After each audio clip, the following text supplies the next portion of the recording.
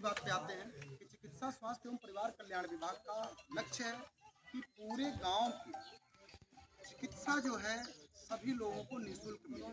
इसके लिए पीएचसी बनी हुई है, एडिशनल पीएचसी बनी हुई है। अब तो हमारे हेल्थ एंड वेलनेस सेंटर भी खुल गए हैं, बहुत सारे हमारे हेल्थ एंड वेलनेस सेंटर खुल गए हैं। वहाँ आप जाकर के सुविधाएं ले सकते हैं। आपके गांव से 1.5 किलोमीटर की दूरी पर वेलनेस सेंटर है। और स्वास्थ्य के लिए, आपके बच्चों के स्वास्थ्य के लिए, आपके परिवार कल्याण के लिए आपके गांव में एक आशा की नियुक्ति की गई है। आशा बहन जी बैठी हुई हैं, आप उनसे परिवार कल्याण की योजनाओं के विषय में सारी जानकारी ले सकते हैं। सारी जानकारियां उनके पास होती हैं। भारत सरकार द्वारा एक योजना चलाई जा रही जिसका नाम है राष्ट्रीय बाल स्वास्थ्य कार्यक्रम RBSK।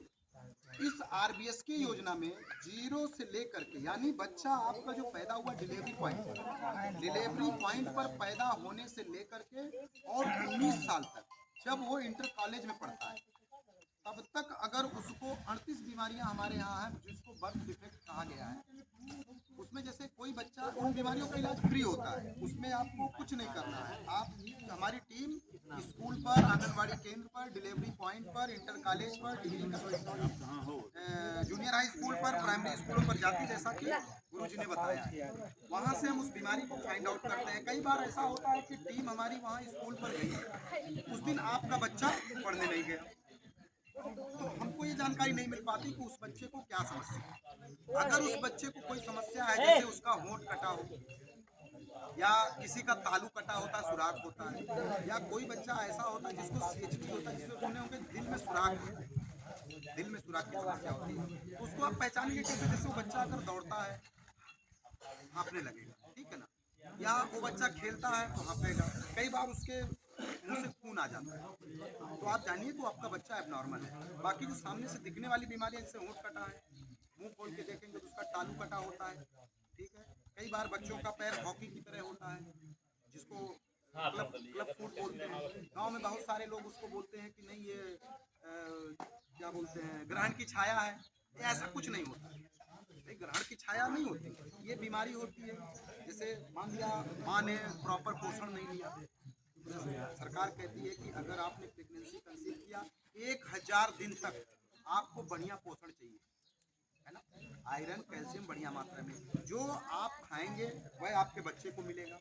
फिर आप जब फीडिंग कराते हैं, भाई आपके दूध में ताकत नहीं रहेगी तो बच्चे को ताकत कहाँ से मिलेगी?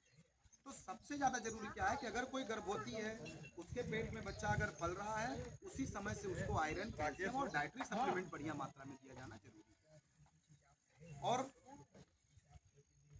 कोई बच्चा ऐसा होता, देखिए उसकी नाक चपटी होती है, कान छोटे होते हैं, या वो अपने आम बच्चों से, जैसे कोई बच्चा ज़्यादा तेज होता है वो कम होता है, तो उसको बोलते हैं डाउन सिंड्रोम। डाउन सिंड्रोम, तो उसका भी इलाज होता है, वो भी फ्री है। आप किसी डॉक्टर के पास जाए, वो कह देगा कि नहीं साहब ये तो लाइलाज बीमारी है। कोई बच्चे ऐसे होते हैं जिनको बचपन से दिखता नहीं, होंगे बचपन से दिखता नहीं, उसका भी इलाज आपको फ्री होगा। यहाँ से पूरी दुनिया में जहाँ कहीं भी आप जाना हो, यह इलाज सरकार कराती है, अपने साधन से ले जाती है। हर बड़े बड़े अस्पतालों में बताएं तो यार, कह नहीं बताया यार, बतवाने नहीं फाइल बन के चली जाएगी, ऑपरेशन आपका फ्री हो जाएगा। कोई बच्चा कहीं तो है जन्मजात फिर, सुनता ना हो, कहीं तो है फिर कि हम भेज दे रहे हैं हम सब कुछ, उसका भी इलाज है। पूरा तो कहीं नहीं लोग भेजे इसके लिए जागरूक रहिए। वो कितना गुरु जी भेज। ने बताया कि वास्तव में हमको अपने बच्चे को, सरकारी स्कूल का जो टीचर होता है चलो वो बहुत क्वालिफाइड है, वह BEd BTC करके फिर जा करके वो टेट क्वालिफाई करके तब वो जाता है पढ़ाने, और उसके पास एक बहुत बड़ा अनुभव होता है पढ़ाने। लेकिन हम सिर्फ इसलिए नहीं करते, हम फ्री में कर रहे हैं, हमको आपको समझाने आना पड़ता है। लेकिन यही कोई प्राइवेट डॉक्टर बैठता है तो उसके यहाँ आप सुबह में 7 बजे जा करके, सवेरे 5 बजे जा करके हम लोग पास फोन आता है कि भैया तो नंबर लगवा दीजिए, सवेरे 5 बजे दिखवाना है।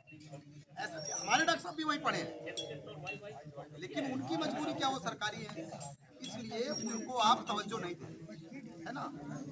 क्योंकि वो 1 रुपये पर काम होता है और वहाँ 500 रुपये। यही यार शिक्षा में कि हमारे पास बहुत क्वालिफाइड टीचर है, लेकिन हम अपने बच्चे को नहीं भेजना चाहते। मैं आपको बता दूं कि मेरी बेटी खुद सरकारी स्कूल में पढ़ती है, मतलब बेटी होने के नाते नहीं, और आप किसी भी कॉन्वेंट स्कूल के बच्चे के साथ उसको बैठा दीजिए। मेरी बेटी सर सरकारी स्कूल में पढ़ती है, और आप किसी भी कॉन्वेंट स्कूल के बच्चे के साथ उसको बैठा दीजिए, है ना, तो वो उस पर 19 नहीं 20 ही रहेगी। तो सरकारी चीज़ों को आप थोड़ा सा नज़रिया बदलना पड़ेगा। सरकारी चीज़ें केवल सरकारी नहीं है, वो आपका अधिकार है, आपका हक है, आपको हमसे काम लेना चाहिए। बात समझ रहे हैं? तो इन योजनाओं के बारे में जानिए। ऐसा कोई बच्चा अगर मिलता है, आप चाहे हमारा नंबर नोट कर लें, आप हमको बता दें, या आशा बहन जी हैं उनको बता दें, हमारी तमाम आंगनबाड़ियाँ आई हुई हैं उनको बता दीजिए, है ना? तो वो उसका इलाज की जिम्मेदारी हमारी है।